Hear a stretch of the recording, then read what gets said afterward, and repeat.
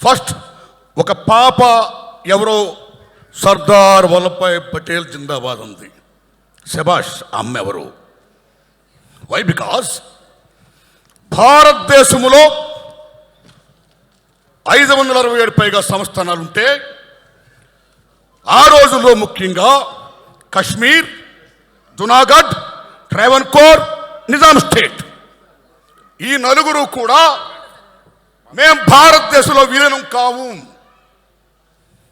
Junagadh and Nizam state we want to join in Pakistan. Travancore మేము సొంతంగా ఉండదలుచుకున్నాం. కశ్మీర్ మేము సొంతంగా ఉండదలుచుకున్నాం అని క్లాష్ వస్తే ఇండియా ముక్కలైపోద్దా, చిన్న భిన్నమైపోద్దా, ఏమైపోద్ది భారతదేశం అని తాపత్రయపడుతున్న దోషుల్లో లార్డ్ మౌంట్ బాటన్ నుంచి బ్రిటిష్ వాళ్ళందరూ కూడా బ్రిటిష్ రూల్ చేయకపోతే ఇండియా ముక్క చెక్కలైపోద్దని ఎదురు చూస్తున్న తరుణంలో జవహర్లాల్ నెహ్రూ గారితో కొట్లాడిన ధీరాది ధీరుడు సర్దార్ వల్లభాయ్ పటేల్. అప్పుడు నెహ్రూ ప్రధానమంత్రి, సర్దార్ వల్లభాయ్ పటేల్ ఉప ప్రధాని, హోమ్ మినిస్టర్. మిస్టర్ నెహ్రూ, ఇప్పుడు కన్నా ఈ కన్నా మనం విలీనం చేయకపోతే we are going to lose our nation, Hinduism, country, India మొత్తం పోద్ది. నువ్వు చేస్తావా, నన్ను చేయమంటావా అని పటేల్ గారు అడిగితే నెహ్రూ అలగపూనాడు. అలగపూన్నప్పుడు నువ్వు అలగపూనుతున్నావు, very sorry, I'm going to resign my post అన్నాడు పటేల్. సర్దార్ వల్లభాయ్ పటేల్ అంటే మీరు నమ్మండి, ప్రైమ్ మినిస్టర్ ఆఫ్ ఇండియా కావాల్సినోడు. 16 ఓట్లు ఆయనకు వచ్చాయి, జస్ట్ 4 ఓట్లు నెహ్రూ గారికి వచ్చాయి. నోట్ మహాత్మా గాంధీ వల్ల చివరికి సర్దార్ వల్లభాయ్ పటేల్ గారు ఉప ప్రధాని అయ్యాడు, జవహర్లాల్ నెహ్రూ ప్రైమ్ మినిస్టర్ అయ్యాడు. That is Sardar Vallabhbhai Patel. ఆ సర్దార్ వల్లభాయ్ పటేల్ గారు నేను రాజీనామా చేస్తున్నాను అన్నాడు ఆయన. Nehru shock. Okay, you do it అన్నాడు ఆయన. ఎస్ అని, మిస్టర్ పటేల్ కశ్మీర్ జోలికి పోకు, కశ్మీర్ నాకు వదిలే అన్నాడు ఆయన. వై? ఇంకన్నీ మీకు తెలుసు, అది పెద్ద సినిమా, మళ్ళీ ఏటగారు సినిమా చేస్తాడు ఆయన, అల్లూరు గారు తెస్తారు లేకపోతే, రైట్? అప్పుడు మీరు నమ్మండి మిత్రులారా, నిజాం స్టేట్ని తెలంగాణ రైతాంగ సాయుధ పోరాటం సుద్దాల అశోక్ గారు ఏం రాశాడు, ఈ తమ్ముడు భీమ్ ఏం పాటలు మ్యూజిక్ చేశాడు, భారతీ ఉయ్యాలు ఏం పాటలు ఇంకో తమ్ముడు రాశాడు. గొప్ప మ్యూజిక్ ఇచ్చావే భీమ్, నీ జన్మ ధన్యం. తెలంగాణ రజకార్ మామూలు సినిమా కాదు ఇది, శబాష్ మ్యూజిక్, రైట్? నిజంగా నాకు ఎక్కడ ఆనందం ఇస్తుందంటే గూడూరు నారాయణ రెడ్డి గారు, ఈ బిలాంగ్స్ టు బీజేపీ, రైట్? ఈ బీజేపీ వాళ్ళకి కొంచెం ఎర్ర జెండా అంటే కొంచెం ఎక్కడో చిన్న పీకుడు పెద్ద పీకుడే. కాబట్టి వాళ్ళెందుకు మనం ఫోకస్ చేయాలి అనే భావం లేకుండా, సినిమా అంటే సత్యం, సత్యాన్ని చాటి చెప్పేది cinema. That is the greatest of Telugu film industry. భారతదేశంలో ప్రపంచంలోనే చారిత్రాత్మక సినిమాలు తీయాలన్నా, పౌరాణిక సినిమాలు తీయాలన్నా, సోషల్ తీయాలన్నా, ఇలాంటి హిస్టారికల్ ఫిల్మ్ తీయాలన్నా తెలుగు గడ్డ.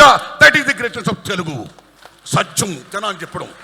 అందులో ఈవేళ గూడూరు నారాయణ రెడ్డి గారు ఈ రజాకార్ సినిమా తీయడం ఆషామాషి కాదు, నిజంగా గట్స్ కావాలి.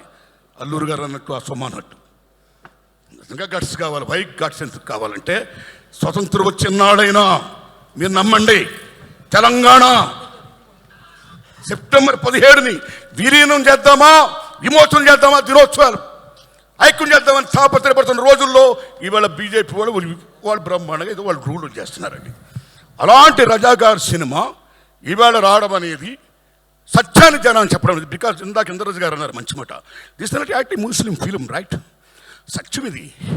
But Muslim state, Mir Osman Ali Khan, Kasim Razvi, Sardar Vallabhbhai Patel, ముగ్గురు బ్రహ్మాండమైన యాక్టర్లు ఏటగారు పెట్టాడు ఆయన. శబాష్, అచ్చు అలాగే ఉన్నారు వాళ్ళు. శబాష్. Character fitness is most important, right? మీరు నమ్మండి మిత్రులారా, ఆనాడు తెలంగాణ రైతాంగ సాయుధ పోరాటం కానీ, వందే మాతర ఉద్యమం కానీ బీభత్సంగా సాగుతున్న రోజుల్లో మీర్ ఉస్మాన్ అలీ ఖాన్ ఈ షాక్డ్, నిజాం స్టేట్ ఏమైపోద్దు, వాట్ టు డూ. ఇవాళ 2 కళ్ళ సిద్ధాంతాన్ని మనం చెప్పుకుంటాము చూడండి.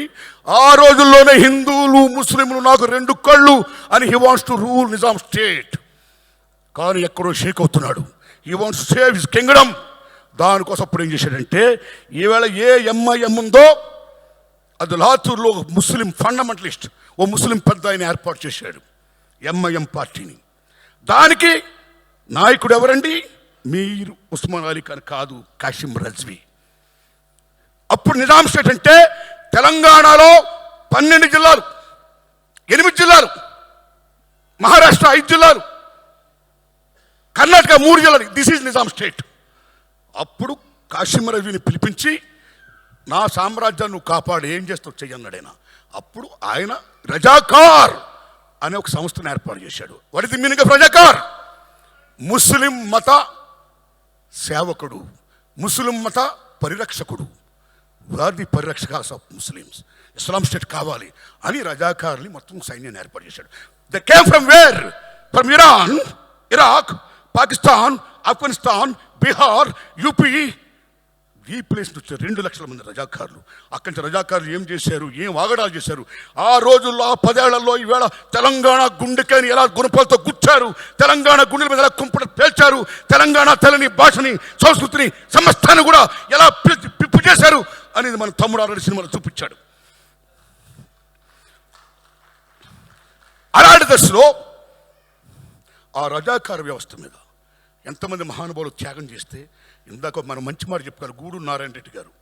ఇది నిజంగా యాంటీ ముస్లిం ఫిల్మ్ కాదు, గుర్తుపెట్టుకోండి. ఆ రోజుల్లో కాసిం రజ్వీ మీద ప్రప్రదంగా అటాక్ ఇచ్చిన వీరాది వీరుడు, సూరాది సూర్యుడు, గ్రేట్ ఇంతియాజ్ పత్రిక editor and writer Shoebullah Khan. తాలో షోయబుల్లా ఖాన్, మిషన్ నిజాం మీర్ ఉస్మాన్ అలీ ఖాన్. హిందువులు ముస్లిం 2 కళ్ళు అంటావు, ఏది? హిందువులు చంపుడు పాడవేనా నీ 2 కళ్ళ సిద్ధాంతం? Mister Kasim Razvi, don't be like Muslim fundamentalist. మానవత్వంతో ఉండు. చూసుకోండి మిత్రులారా, అల్లాను పూజించే వాళ్ళు ఎవరు కూడా హిందూ దేవాలను కూర్చో రాముని పూజించరు. యేసుక్రీస్తుని పూజించి చర్చికి వెళ్ళేవారు ఎవరు క్రిస్టియన్స్ కూడా వచ్చి మన రాముడిని, ఈశ్వరుని, హిందూ దేవాలకు రారు. కానీ మన హిందువులు మాత్రం మన దేవుళ్ళు పూజించడమే కాదు, కనపడ్డ అల్లాకి వెళ్తారు దండం పెడతాం, దర్గాకి వెళ్తాం దండం పెడతాం, చర్చికి వెళ్తాం దండం పెడతాం, బుద్ధిస్ట్కి దండం పెడతాం. ఒక అల్లా, ఒక ముస్లిం, ఒక క్రిస్టియన్, ఒక వీడే కాదు, కనపడ్డ రాయికి, రప్పుకి, సమస్తానికి కూడా దండం పెట్టే, చెట్టుకి పుట్టుకి పెట్టే మత స్థానం గల భారత మాత బిడ్డ హిందూ మతం. That is the greatest of Hindu మతం. Please please. తమ్ముళ్ళు, దిస్ ఇస్ నాట్ బీజేపీ అవుతాడు, రైట్? తప్పు. ఇప్పటికే ఎన్నికల ఆంజనేయ సొంత జెండా పెట్టిస్తారు మీరు. రాముని జై శ్రీరామ్ అంటే రాముడు మీ అబ్బ సొత్తా, మన సొత్తా, అందరి సొత్తు రాముడు. ఇక్కడే మాట్లాడకండి ప్లీజ్. సారే జహాं से अच्छा అన్న మహమ్మద్ ఇక్బాల్ ఎవరు? ముస్లిం. ఆయన సారే జహాं से अच्छा హిందుస్థాన్ హమారా అన్నాడు, కానీ సారే జహాं अच्छा పాకిస్తాన్ హమారా Allah. That is Iqbal. Unite. జై హింద్ టైంలో సుభాష్ చంద్రబోస్ రెజిమెంట్కి నాయకుడైన ఒక ముస్లిం సోదరుడు, మీరు నమ్మండి మిత్రులరా, 1907లో పిళ్ళై గారన్న కనుగొన్నాడు జై హింద్ అనే పదం పెట్టాలని. పిళ్ళై స్వతంత్ర సంగ్రామ పోరాట యోధుడు. 1940లో బోస్ రెజిమెంట్ గారి పేరు పెడితే బాగుంటుందని చెప్పిన, జై హింద్ అంటే బాగుంటుందని చెప్పిన మహానుభావుడు ముస్లిం సోదరుడు. ఆయన జై హింద్ అనమాట, కానీ జై పాకిస్తాన్ అని మళ్ళా. అరే భాయ్, వాట్ షోయబుల్లా ఖాన్. మీరు నమ్ముతారా? తెలంగాణ సాయుధ పోవడానికి 3 మూర్తులు డిసిషన్ తీసుకున్నారు యుద్ధం చేద్దామని. ఆ 3 మూర్తులు ఎవరో తెలుసా? రావి నారాయణ రెడ్డి, ఆటో Ramachandra Reddy, third one is Makhdoom Mohiuddin. That is Muslims. Hindu Muslim బాయ్ బాయ్. దిస్ ఫిల్మ్ బిలాంగ్స్ టు చరిత్ర. రజాకారులు మామూలు దుర్మార్గం చేయాల, బతుకమ్మలను ఆడించారు వ్యవస్థలను చేసి.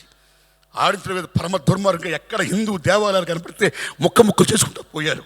నిజాం స్టేట్ కన్నా ఎగ్నిస్ట్కి వెళితే 4 కోసత్లను చంపేశారు. చివరికి మీ ఆయనలు ఎక్కడ, మీ అన్నలు ఎక్కడ, మీ బాబులు ఎక్కడని చెప్పి పాలిస్తున్న బాలింతను కూడా వదలకుండా ఆ బాలింతల పాలు తీసుకుని కక్కించి, పిండించి, కాఫీ చేసుకుని తాగి బేబచ్చాలు చేసి వెళ్ళారు రజాకారులు. దుర్మార్గం.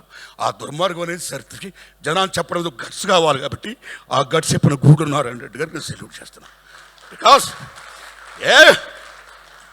ఎవడైనా మతాన్ని పూజించుకోవచ్చండి. But don't be like fundamentalist. మత పిచ్చోళ్ళు మనం కావద్దు.